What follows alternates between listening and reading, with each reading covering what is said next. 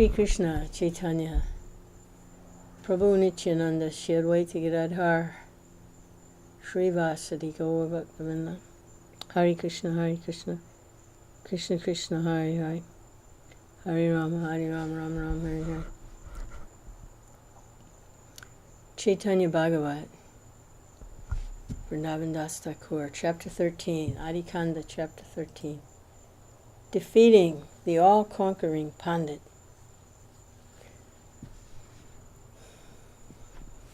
Glory to Srila Prabhupada. Glory, glory to Lord Chaitanya, the lamp of the Brahmin community. Glory, glory to Lord Chaitanya, who fills the devotees' hearts with bliss. Glory, glory to Lord Chaitanya, the master of the doorkeeper Govindadas. O Lord, please place your auspicious glance of mercy on the souls in this world. Glory, glory to he who is the king of Brahmins, the crest jewel of teachers. Glory, glory to the devotees of Lord Chaitanya. In this way, he who is the king of Vaikuntha tasted the nectar of learning. He was splendidly proud and arrogant. A great community of pandits consisting of hundreds of millions of teachers who were like kings ruling over the various kinds of books and scriptures resided in Navadvip. Not one of those teachers was bereft of an exalted title like Bhattacharya, Chakravarti, Mishra, Acharya. Every pandit had his own ideas. Eager to defeat each other, they engaged in debate. Even if the opponent was wise like Brahma, they would not accept his opinion. One by one, the Lord would refute their arguments right in front of them as they all listened. No one had the power to defeat the Lord and establish a second opinion. When they saw the Lord, fear would take birth within them. Bowing their heads, they would flee. Whoever spoke with the Lord would become his submissive servant. From childhood, the Lord was famous as a brilliant scholar who liked to stay by the Ganga. No one had the power to defeat the Lord's arguments. The truth awoke in everyone's heart. When they saw the Lord, everyone became humble. When they saw the Lord, everyone was submissive. Bewildered by Yogamaya, no one understood the Lord's true identity. If the Lord does not reveal himself, no one can understand him in truth. The Lord's always very merciful. Still, everyone was bewildered by Yogamaya. Thus everyone was bewildered about Lord Chaitanya. In this situation in Navadvip, the Lord enjoyed pastimes of tasting the nectar of learning. At that time, a very arrogant Digvijay, which means he was an all-conquering pandit, came to Navadvip. He was an unalloyed devotee of Goddess Saraswati. Chanting her mantra, he had earned her favor. Goddess Saraswati is a form of Goddess Lakshmi, who stays on Lord Vishnu's chest. She is devotional service personified. She is the mother of the world. By his good fortune, Goddess Saraswati appeared before the Brahman's eyes. She gave him the benediction, "You will become victorious in all three worlds." With a single glance, she can give Vishnu Bhakti, devotional service to Lord Vishnu. How then can she not have the power to make someone a Digvijay Pandit? After attaining the benediction from Goddess Saraswati, the Brahmin traveled from place to place, defeating everyone. All books were always on his tongue, and no one in the world could challenge him. Some could not even understand his arguments, and traveling from place to place, he defeated everyone. Then he heard that Navadvip was very glorious, and its community of scholars had no end. After conquering in all other places, the Digvijay Pandit, accompanied by horses, elephants, and a great display of opulence, came to Navadvip. Everywhere in Nadia, in every house and in every assembly of pandits, a great tumult was born. The pandits of Navadvip said, "After conquering all other countries, a Digvijay Pandit bearing a Jayapatra an admission of defeat for his opponents to sign, has come to Navadvip. He personally obtained a blessing from Goddess Saraswati. She treats him like her son. Hearing these words, all the Pandits felt anxious in their hearts. Navadvip had conquered all other centers of learning in Jambudvip. This is said by the entire world. If this Digvijay Pandit defeats Navadvip, then the whole world will hear and talk of how Navadvip is no longer glorious. Saraswati personally blessed him. Who has the power to battle with him? If Saraswati personally places words on his tongue, then what human being can debate with him? In this way, thousands and thousands of very learned Bhattacharyas felt great anxiety in their hearts. They stopped doing anything but worry. In the four directions, a great cry arose. We must find a very powerful Pandit. Many students came and told all this to Lord Chaitanya, their teacher. They said, a Digvijay Pandit who has attained the mercy of Goddess Saraswati, who has defeated every other place, has now come here, bringing with him a Jayapatra. Accompanied by a host of elephants, horses, paladins, and people, he's now come to Navadvip. Not seeing anyone in Navadvip qualified to debate with him, he's demanding that everyone sign his Jayapatra. Hearing his students' words, Lord Chaitanya, splendid like a topaz, laughed and spoke these words describing the truth. O my brothers, please listen and I will tell you the truth. The Supreme Personality of Godhead never tolerates false pride. Whenever someone becomes mad with pride over some virtue, the Supreme Lord always takes that pride away. A tree heavy with fruit and a person heavy with good qualities naturally bow down with humbleness at every moment. You have heard how Haihaya, Nahusha, Vena, Banasura, Nakasura, and Ravana conquered all directions. Look at what happened to them, and understand. Was their pride not crushed into powder? Supreme Lord would not tolerate their pride. You will see how this Pandit's pride in his learning is completely taken away. After speaking these words, the Lord smiled. Then at sunset, he happily went with his students to the Ganga's bank. After touching the Ganga's water and offering obeisances to the Ganga, Lord Chaitanya, who is Lord Hari himself, sat among his students. The glorious Lord sat down. Around him in the four directions was the great circle of his students. Sitting by the Ganga's bank, the Lord happily spoke of scriptures and religious principles. Then, not openly speaking, the Lord thought in his heart, how shall I defeat this Digvijay Pandit? Brahman is very proud, he said. No one in the entire world can challenge me. If I defeat him in front of many people, it will be for him like death in this world. Everyone will make light of that Brahman. His wealth will be plundered. The Brahman will grieve and die. The Brahman should not suffer. Only his pride should be destroyed. Therefore, in a secluded place, I will defeat the Digvijay Pandit. Thus the Lord thought. At that moment in the evening, the Digvijay Pandit came to that place by the Ganga's bank. The night was very clear, and the moon was full. The Ganga was splendid. By the Ganga's bank, in the company of his students, was the Supreme Personality of Godhead, whose form was the most handsome and charming in countless universes. A smile always stayed on his graceful face. His two eyes glistened with splendid glances. His graceful teeth defeated pearls. His lips were red. His entire body was charming and soft. He was very merciful. Curly hair graced his head.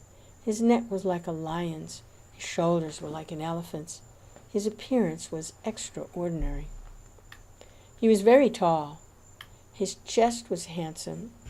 Glorious Ananta Shesh took the form of his sacred thread.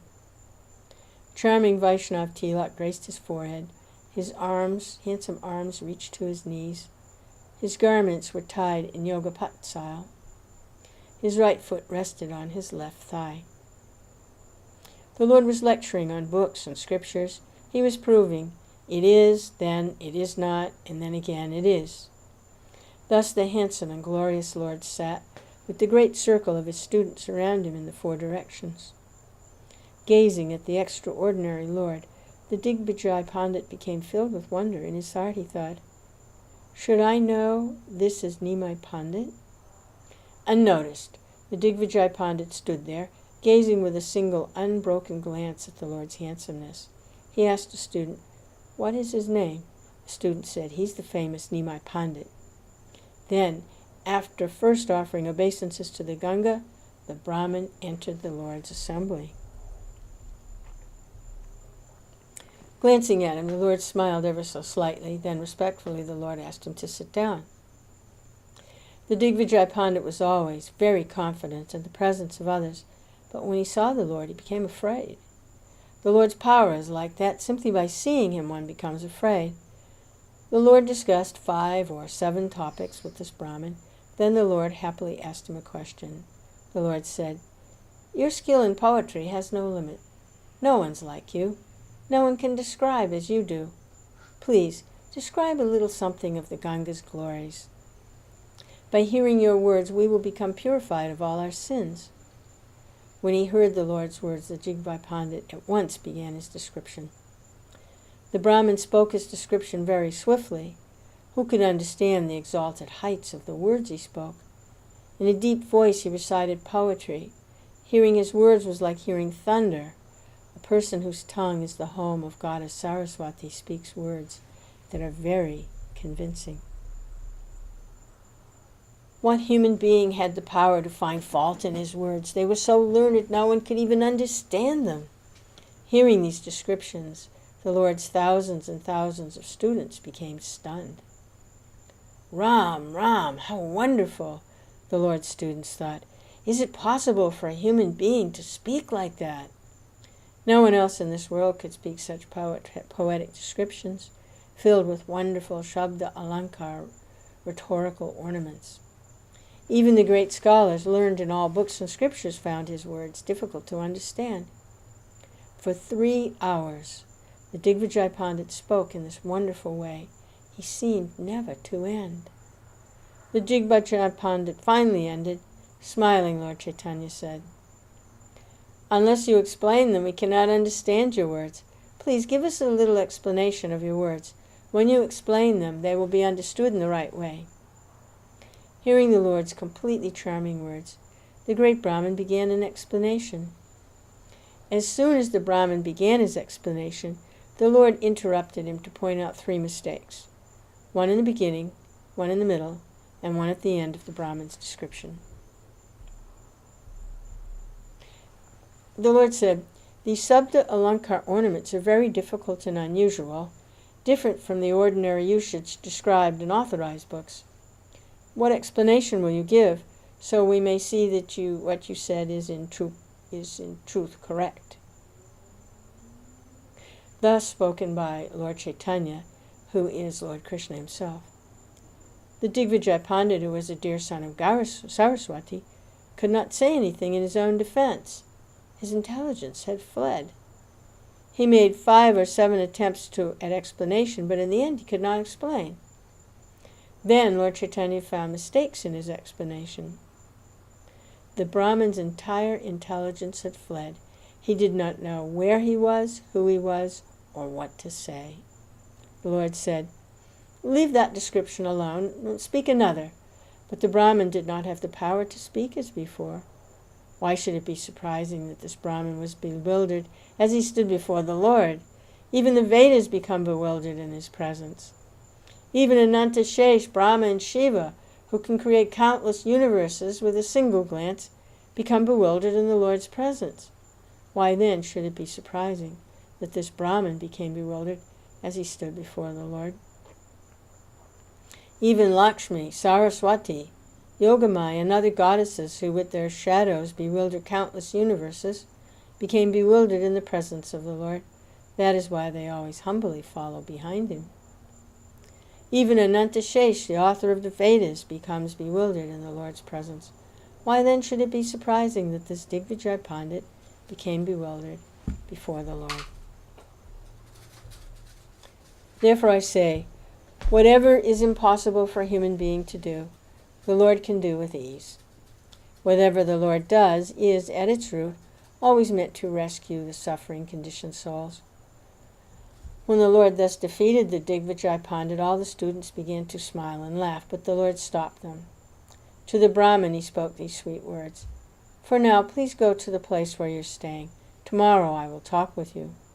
You must be tired from speaking so much. It's late at night. Go and take rest. In this way the Lord was very gentle. The persons he defeated did not feel unhappy. Although he defeated them, the Lord gave great pleasure to all the teachers in Navadvip. The Lord said, For now, please go home. Sit down, look at your books. Tomorrow I will ask more questions, and you must try to answer them. When the Lord defeated an opponent, he did not break their honor. Therefore everyone loved the Lord. Everyone was pleased with him. In their hearts, all the Pandits of Navadvip deeply loved the Lord. Accompanied by his students, the Lord returned to his home. In his heart, the Digvijay Pandit was very embarrassed. In his heart, the unhappy Brahmin thought, Goddess Saraswati gave me a boon. She said that in this world I would never see any scholar learned in Nyaya, Shanka, Patanjali, Mimamsa, Vaisheshika, or Vedanta who would dare to challenge me. A Brahmin who teaches grammar to children has defeated me. This has happened by divine arrangement. The boon Goddess Saraswati gave me is now broken. A great doubt has entered my heart.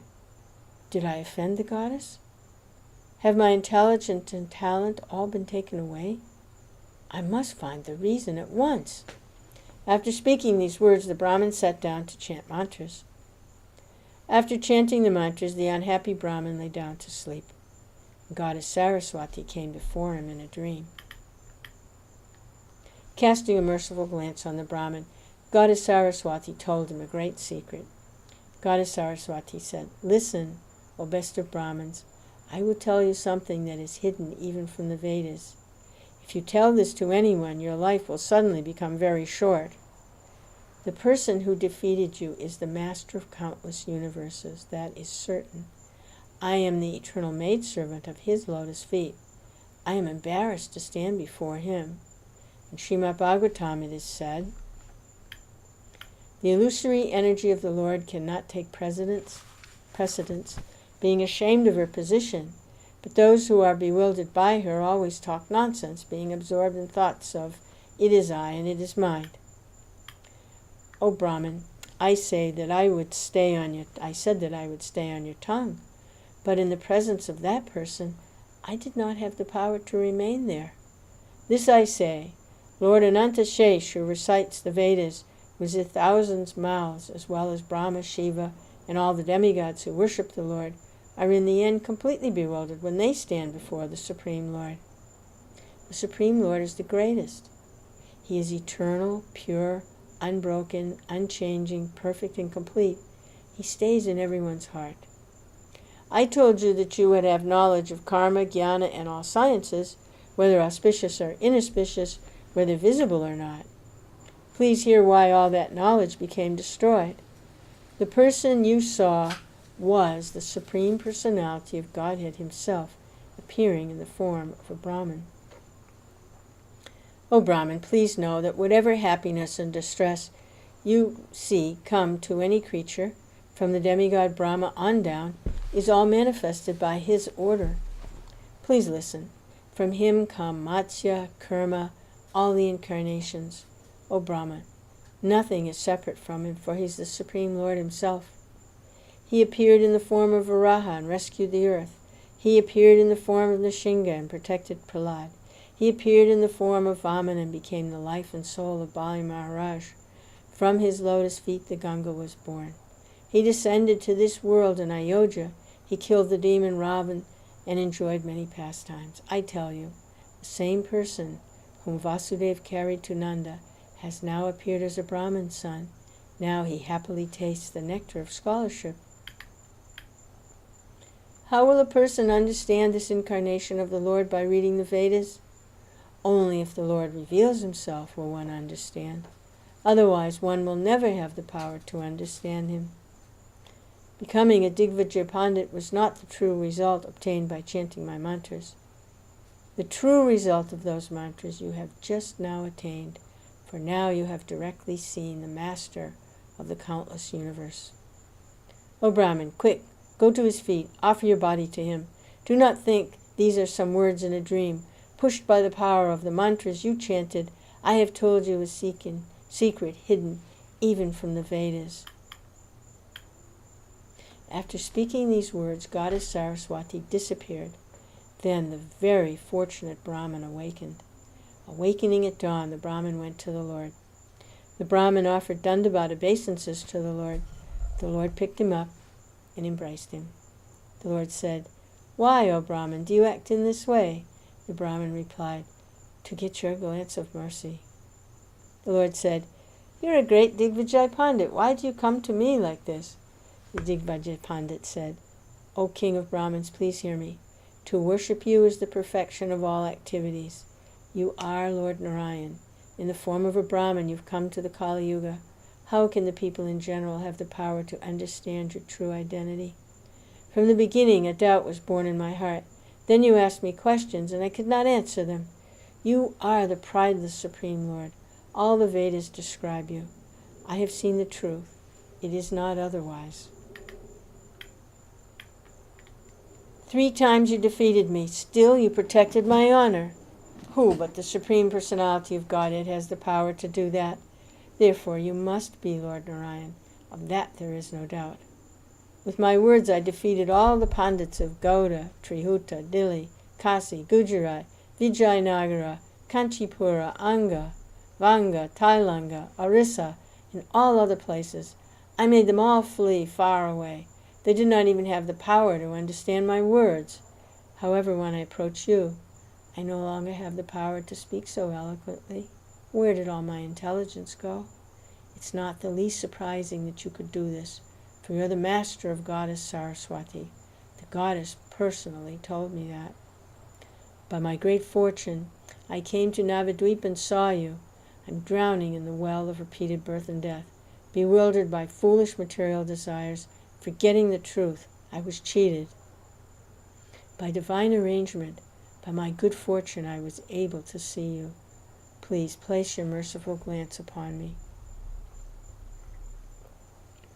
It is your nature to help others. Except for you, I have no shelter, and no person to give me mercy. O Lord, please teach me how to act, so that material desires will never again stay in my heart. After speaking these plaintive words, the Digvijay Pandit spoke many prayers of glorification. He very humbly bowed down.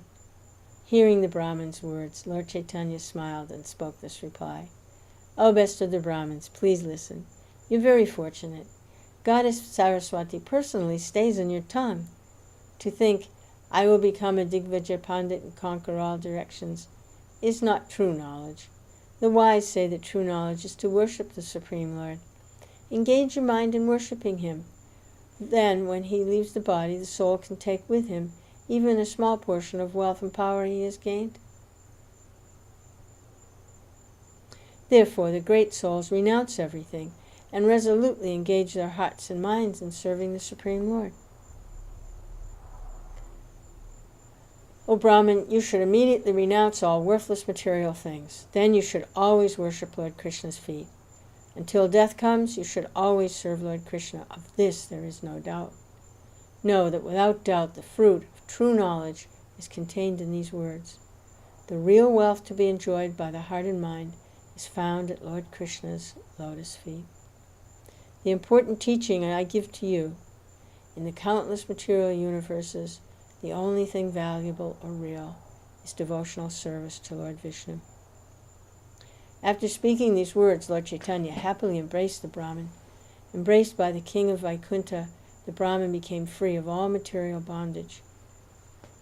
Then the Lord said, O Brahmin, renounce all pride, worship Lord Krishna, be merciful to all living beings. Do not repeat to anyone anything of what Goddess Saraswati has told you.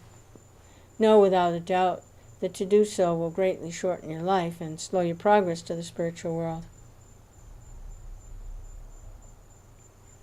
After receiving the Lord's instructions, the Brahmin offered Dandavata obeisances. Again and again he bowed down before the Lord's lotus feet. His life now a perfect success, the Brahmin departed. By the Lord's will, devotional service, renunciation, and true knowledge all made their home in the Brahmin's body. The Brahmin's pride in being a great Digvijay Pandit went far away. Now he was more humble than a blade of grass. He renounced his elephants, horses, palanquins, wealth, and everything else. The Digvijay Pandit now traveled alone. Lord Chaitanya was his only happiness. By Lord Chaitanya's mercy, one can renounce a kingship and become a beggar. In Kali Yuga, the proof of this is Dabir Khas, who renounced a kingship and happily lived in the forest. A servant of Lord Krishna can very easily renounce opulence of the world. Opulence is all the world yearns to attain. As long as in one's heart one thinks, I will be very happy as a king or other exalted person in this world, one cannot know the true glory and happiness of devotional service. In one's heart, a devotee of Lord Krishna thinks, let the happiness of being a king or other so-called exalted person stay far away. Even the happiness of liberation is very small and unimportant. If one does not have the merciful glance of the Supreme Lord, one does not have anything of any value. Therefore the Vedas say that one should worship the Supreme Lord. In this way the Digvijay Pandit attained liberation. In this way the Lord's wonderful pastimes are described. Soon all of Nadia heard the news that Lord Chaitanya had defeated the Digvijay Pandit. Filled with wonder, everyone declared, Nimai Pandit is very learned. The Digvijay Pandit defeated everyone wherever he went. We did not hear of anyone who was more learned than he. Still, Nimai Pandit took away all his pride. Now Nimai Pandit will become very famous for his learning. Someone said, if this Brahmin studies logic, he'll become a great Bhattacharya. No one will ever defeat him. Some other people said, O my brothers, let us meet together and give this Brahmin the title Vadi Singha, the Lion of Debaters. In this way, the people were bewildered by Yogamaya. Although they directly saw the Lord, they did not have the power to know his true identity. In this way, everyone in Navadvip chanted the glories of Lord Chaitanya. I offer my respectful obeisances to the residents of Navadvip, who had the power to see all these pastimes of the Lord. Anyone who hears of Lord Chaitanya's conquest of the Digvijay Pandit will never meet defeat. Anyone who hears of Lord Chaitanya's very charming pastimes of tasting the nectar of learning will become the Lord's servant. The two moons, Sri Krishna Chaitanya and Sri Nityananda, my life and soul, I, Vrindavan Das, sing the glories of their feet.